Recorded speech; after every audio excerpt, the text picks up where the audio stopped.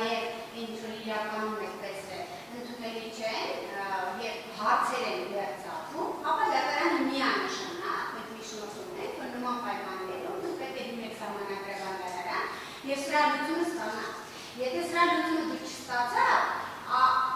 ստացվում է, որ ընդհանրապես չեզոքացվում է ինստիտուտը, վերացվում է ինստիտուտը ընդհանրապես պատգամավորի անձնանունների։ Եթե դատարանի համար ամեն ինչ պարզ է,